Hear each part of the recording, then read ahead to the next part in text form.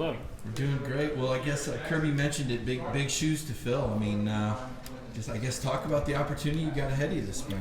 Just a great opportunity to go out there and prove myself. As well as guys like myself, Jalen Carter, Warren Brinson, Nas Stackhouse. We usually get a chance to go out there and prove ourselves to our coaching staff and to our teammates. So when you look at some of the guys that have left, are there things you learned from watching those guys, things that stick out that you feel like can help you this year? Oh, for sure. Things like just leading. Jordan Davis, Devontae Wyatt, Trayvon Walker, like those guys, like they were tremendous leaders. Not even the guys that I played with, just guys that Quay Walker and Kobe. Like they were great leaders, and that's one of the biggest things I try to pick up on this spring. Like within myself, I try to be the best leader that I can be. Kirby said you've matured a lot over your time here. I guess how would you evaluate the guy you were when you got here and who you are now? The guy I was when I got here, man, I was just all over the place. I had to really center myself down and stick to who I was. I was trying to be somebody else, and I had to really back in a little bit. And when I found myself, things started changing for me. What was it that led to that? Was it a conversation with Coach Scott or Coach Smart, or just something you had to do yourself? And what was that process like of finding yourself? Like you said? Just seeing my teammates prosper, man. I just wanted to do it for myself as well. I seen the changes they were making in their games, so I was taking bits and pieces and trying to put them into mine. Zion, it's been said that Georgia's not for everyone. That this is a tough place. What are some things that have to happen for great prospects like yourself to adjust to this collegiate environment at Kirby's Smart system? Georgia, it's a great place. It's a humbling place as well. Like we tell guys during recruiting, if you don't want to come work, don't come here. Like if you want to be a great college athlete, if you want to find out who you are, come to Georgia. But if you don't want to work, don't come here. Now, Kirby, I asked Kirby about the microphone today. Has the microphone found you before? Because some guys say you don't escape the microphone. Nah, you don't escape. It's like a big eye in the sky. He's everywhere. He can see you. If he's on field 1, he's gonna see you on field 2. Can you give an example? Has he called you out before for anything, or the first time was it kind of an eye opener to get used to the head coach being that present in practice? I go back to probably my first team run here, running with Isaiah Wilson. That's when Isaiah Wilson was the guy at that time. Going into his last year here, he's like, get up there and run with him. So I had to get up there, and it's helped me now to this day. I'm one of the guys out in front when we run, so it definitely trained me to be who I am today. You talked about leadership a few minutes ago. Just how important do you feel like, not only for yourself but a few other guys, how important that's going to be that you guys try to replicate what y'all did last year? Oh, it's big shoes to fill this year. We don't want to put that much pressure on ourselves, but at times we have to, because we have to step in. We got a lot of snaps we need to be field, special teams, defense, offense. So guys just got to step up in different places in different areas. A lot of people are saying Georgia's going to have a big drop off on the defensive line. Is that necessarily the case, or do you feel like there's guys that are ready to? Like our room's loaded, man. Like we can go out and play with any guy in our room right now. I feel like we have a burden of responsibility. It's a chain. You'll see guys coming out with it every game. Like when you wear a chain around your neck, it's a burden. No weak links. Those guys preach that every day. So you got to go. We've heard about you, and obviously we know about Jalen Carter and Nazir. Who are some other guys that maybe we haven't heard or seen that we'll hear and see more of this spring and into the fall? Tommy Mitchell, Bill Norton, those guys. Those are two of my roommates my freshman year. And the guys haven't had a lot of exposure, had a lot of time, but this spring they have a chance to show themselves and show their value. What about Warren Brinson? Warren brings a lot of value in our pass rush, run defending. He's a great asset to our defense. Some of the younger linebackers, you worked with those units, second, twos, threes, as Kirby calls them. Who are some of the linebackers? Because that's another unit that looks like it's just been cleaned out by the draft. Shoot, we sent 3 to the draft. We got 3 coming up: Pop, Smile, and Sorry. So those guys, when they figure out our defense, when they figure out how to make calls and demand the defense, we'll be fine. People have talked a lot about Jalen coming in this year and what he's capable of doing. Just what have you seen from him of what he is capable of doing this year? Just dominance, man. Every day he steps on the field like he wants to do better. He wants to get better, and whenever he wants to go, like nobody can stop him. And it's just him. Zion, what are you playing on the line mostly? I play 3 tech, anything from a shade to a 5 technique. Who do you see stepping in maybe that 0? Me and Jalen Carter, we both got to take on that role.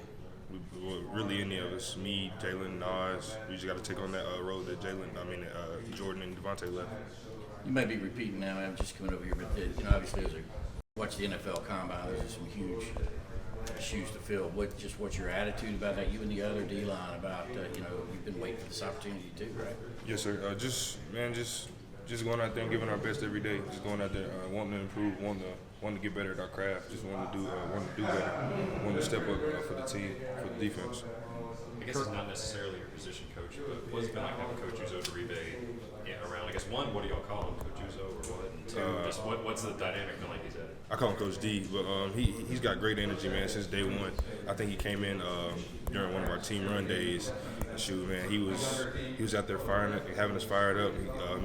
Me and Nolan, because me and Nolan were always the ones that making noise and talking during the runs and stuff like that. But he came out there with the same energy, and we just loved him ever since he's been here. Is there something like to be said for a guy that's so close to y'all in age? I guess he's like 29 or 30. I mean, is that important for you guys to have a guy that's 6, 7 years older than you? He definitely can relate. I think he's been in the same shoes as us, so he wants to see us prosper and wants to see us do well. So I think he has our best interests at heart. Is spring drills typically any more physical, or is there more, scrimmage action, or just full go in the spring against one another than maybe once the season gets going in the fall? I feel like spring's more slowed down because we have every other day type practices, and fall is so rapid. Coach was talking about it yesterday. He was like, you guys aren't picking it up. He said you got to get in there, get extra film, get extra work, get extra time with your coaches, because when fall comes around, it ain't gonna be every other day. It's every day, rapid, back to back. So you just got to pick up on it now. So when fall time comes, it's easier for you. Zion, how's it going having co-defensive coordinators? Like, how does that play out? As opposed to Coach Lanning being the one clear voice, now you have a couple voices. No different. Just all of our coaches, they do a great job of preparing us, doing a great job of giving us knowledge and information. So we got to take it and use it to our advantage. Kirby said the spring is all about finding the identity of this team. As a leader now at that position group, what are some things that you feel like your position group needs to have identity-wise to succeed next season? Nothing outstanding. Just stay true to ourselves. Stay true to who we are as a defensive line and who we are as a defensive unit. And just go out there and play our game. We can only make one call a play, so you got to go out there and handle that call. See what happens next play. Kind of dial it back to Kirby's talk about, and he doesn't throw a lot of okay, so when he's complimenting guys, it doesn't happen very often, but he did with you, and he talked about as a freshman not going to things you were supposed to go to. I mean, what was the call? I mean, what was the moment when you realized that you had to change direction if you were going to end up standing where you're at today? Probably right after that the last Baylor game, my freshman season. Just seeing those guys, seeing the older guys leaving, the ones that were here my freshman year, I was just seeing how Jordan stepped up, Devontae stepped up, those guys. So I seen it like I got to do it for myself. I got to want better for myself. I want to leave an impact on this team and on this university. So I had to step up in many different aspects of my game. So how productive can you be with all those, maybe first or second round guys leaving to step in and help Georgia kind of be as effective? It's very wide open. It's not just me. It's different guys on this D line. I can't always put that pressure on myself. It's a team effort. We all got to do it as one. Y'all won by a lot in a lot of games last year. I have to imagine you feel like you got a lot of significant reps, even with those guys running in the ones. Yes, sir. I did. It was. I learned a lot from last year. Just playing with those guys and seeing their leadership beside me. I can just look over and know that I got a guy that I can trust and I can believe in. So it just helped me do the same for my game. You have 3 defensive linemen in Tennessee. So you mentioned your freshman year. Have you ever thought about this possibility of all 3 being on line at the same time? We talked about it a little bit, but it hasn't been one of the main conversations, because me and Bill both play the same position, but we all can play different things at the same time. So we've all been on the field at one time before. So. One more. When you see last year's line shining so brightly in the combine situation, do you feel like that spotlight kind of goes to you too, because people are going to be saying, how do they replace such talented guys? Yeah, I feel like it does a little bit, but like I said, it's not just on me. It's on a lot of different guys in our defensive line. We all got to step up, and it's not just one or two guys. It's got to be a collection of us. Zion, when did it hit you that you could win a national title? I'll probably say when we drove back, driving past Rankin Smith Center, and all like 4,000 people just packed up on the sidewalks. It was just crazy, man. It was a time I'll never forget. All right, thank you, Zion. Appreciate it.